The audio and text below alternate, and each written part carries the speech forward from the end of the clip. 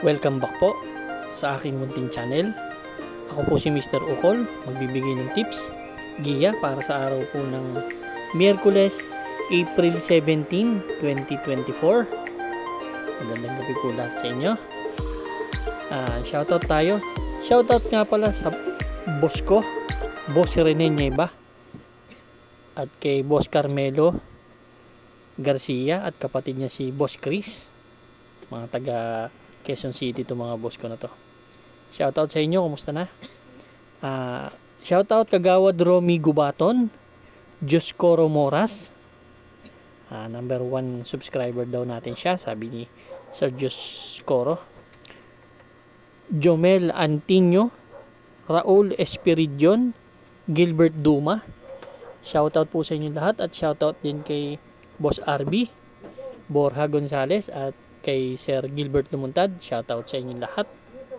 At magkapatid na Larry at Deo Yuson, shoutout sa inyo po. Simulan na po natin.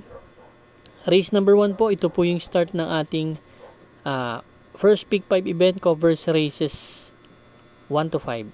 10 kalahok, 3-year-old and above maiden race, distansya mahaba po, 1,400 meters. Dito ang gusto ko dito yung number 1, si Wolf 359. Tuloy tumakbo to nung nobaturan niya last March 27. 117.8 ang tinala niyan. 20 sa isang dating. Tapos nag-barrier po ng last March 9. Tinalo po niyan si Mount Pia Payungan. Nagtala naman po na 115 na. Nag-umento na ng 115.4 at 25 medya na yung dating. Tingin ko napakahusay itong kabayo na to.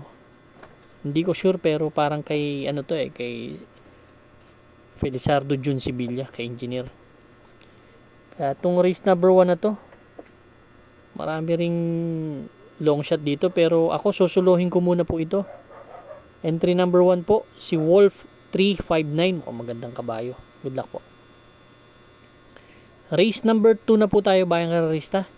Ito po yung start ng ating winner take all event, covers races 2 to 8. Maiksi lang ating distansya, 1,200 meters. Class 5 split, non-placer. Medyo dulong grupo na. Mababa na to. Dito ang first choice ko, yung entry number 2, si Eunice and Aya. Actually, para sa akin, si Eunice and Aya kasi huling takbo nito last April 10. Kaila Red Hawk. 117.2 ang tinala. Mas maganda kasi to pag medyo natatabi sa balya. Medyo malaking kabayo din naman to. Ang basa ko kasi dito, ang babandera yung number 3, si Safe in the West. Ngayon, kapag nauna to si Safe in the West at nakatutok lang to si Eunice and Aya, mga segundo pwesto aalis nasa tabing balya. Tingin ko kaya siyang lagpasan nito. Basta malapit-lapit lang. Kaya yan ang first choice ko. Second choice ko yung number 5, si Double Time. Kung sakasakali man magkakaroon ng early battle, habuli ni Eunice and Aya si Safe in the West. Nakikita kong malakas ang re-remate dito si Double Time.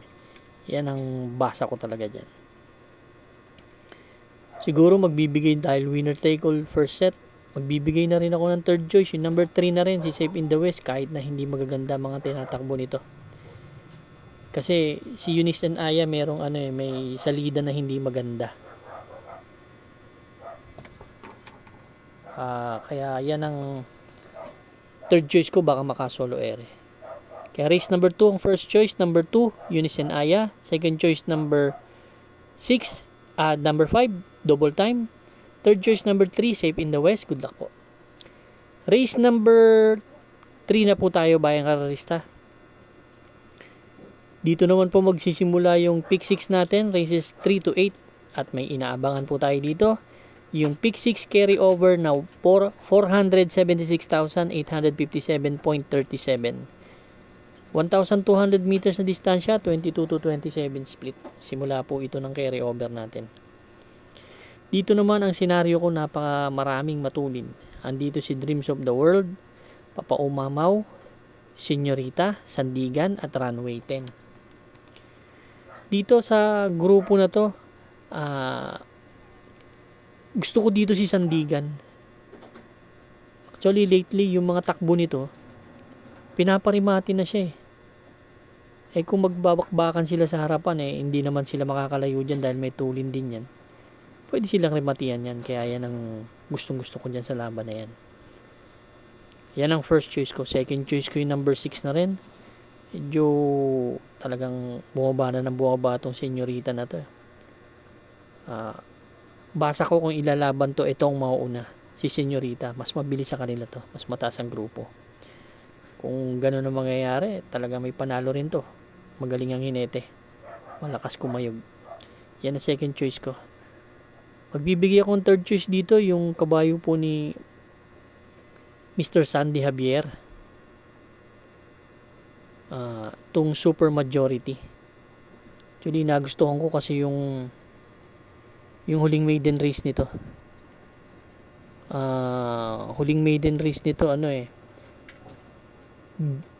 nanalo to.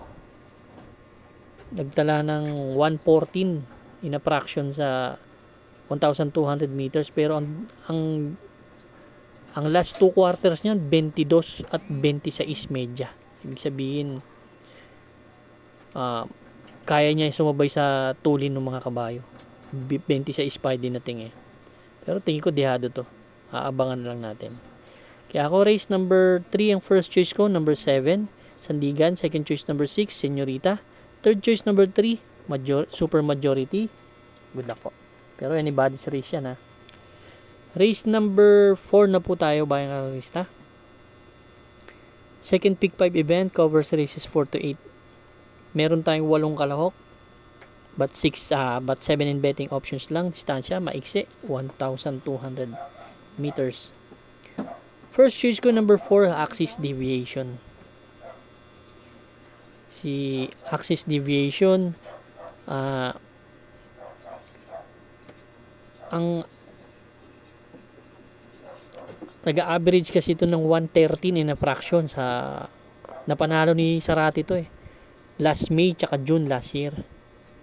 Siya nagpapanalo diyan, kaya pag nauna to, tingin ko hindi nila mahabol to, kalaban na nila to. Yan ang first choice ko. Second choice ko yung number 3 si Gis City, galing sa dalawang sunod na segundo na to. Same rider ang sasakay. Ibig sabihin, nasa kondisyon niyang kabayo na yan, deremating kabayo. Kaila Kulmam nakaraan, medyo matataas din ang grupong tinatakbuhan. Third choice ko yung dalawang dos, isang private dining tsaka si Douglas Fear, isang galing sa Panalo, tsaka tumimbang din naman to nakaraan si Douglas Fear. Kaya race number 4, ang first choice number 4, axis deviation. Second choice number 3, GCT. Third choice 2 and 2A, private dining and Douglas Fear. Good luck po. Race number 5 na po tayo, bayang karalista. Ito po yung start ng ating pick 4 event, 5 to 8. Meron tayong 8 kalahok. Distansya po, another 1,200 meters. 16 to 21 split naman itong grupo na to. Race number 5. Ang first choice ko, entry number 7, si Magnolia Yana. Sakay ni J.A. Guse. Na ipapanalo niya rin naman to. Ang nababasa kong senaryo naman dito, pwedeng mauna yung number 1, si Unconditional Love. Actually, napakatulin niyang kabayo na yan din. Tapos, susundan lang ni Magnolia Yana. Tingin ko kaya ni Magnolia Yana kung si Unconditional Love lang ang hahabulin niya. Yun ang basa ko dyan. Baka bumilis ang Eret, doon na sila matapos kay Magnolia Yana. Second choice ko yung number 4 na rin. Yung galing sa panalong Stefani. Tinalo naman si Magnolia Yana nito. Ang tinalo nito sila Isla Puting Bato. Last April 6, nagtala ng 128.2. May tulin din naman tong kabayo na to. Pag nakasunod na maaga-aga may chancean talaga manalo. Tingin ko ito llamado dito. Same rider sasakay. Kaya race number 5 ang first choice. Entry number 7, Magnolia Yana. Second choice number 4, Stefani. Good luck po. Race number, kung may dadagdag pa kayo, pwede naman. Race number 6 na tayo.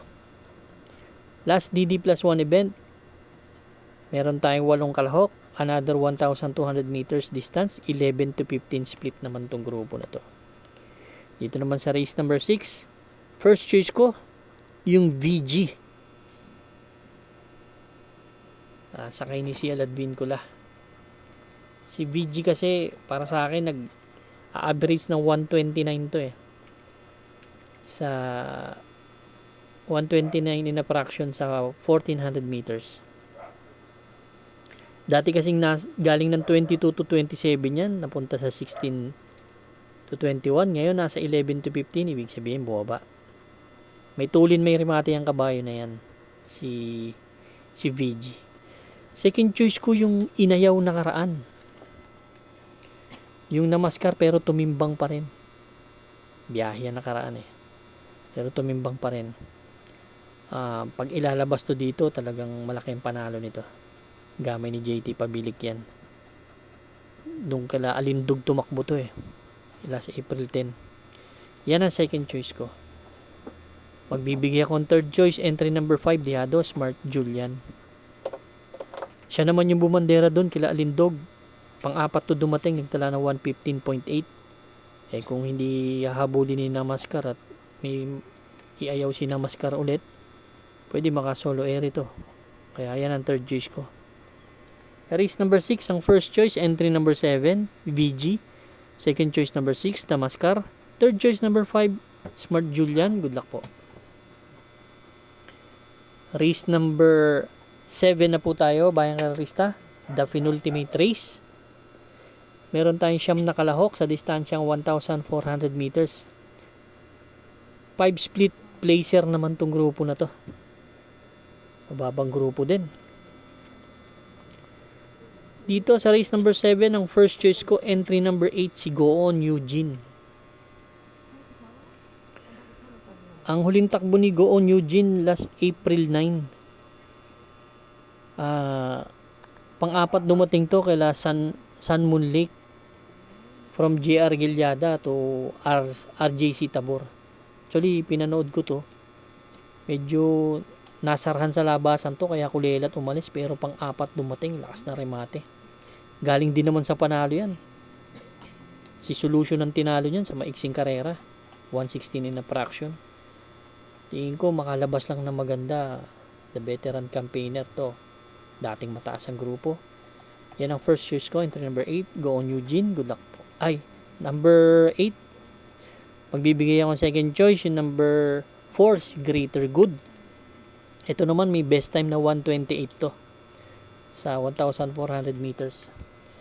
Kung mapapansin nyo yung mga tempo po ng mga kabayo, medyo bumabagal ng 1 to 2 seconds kasi buhaghago yung pista sa init. Yun po ang ano niyan, ang dahilan niyan. Ngayon naman kapag basa ang pista, tumitigas yan.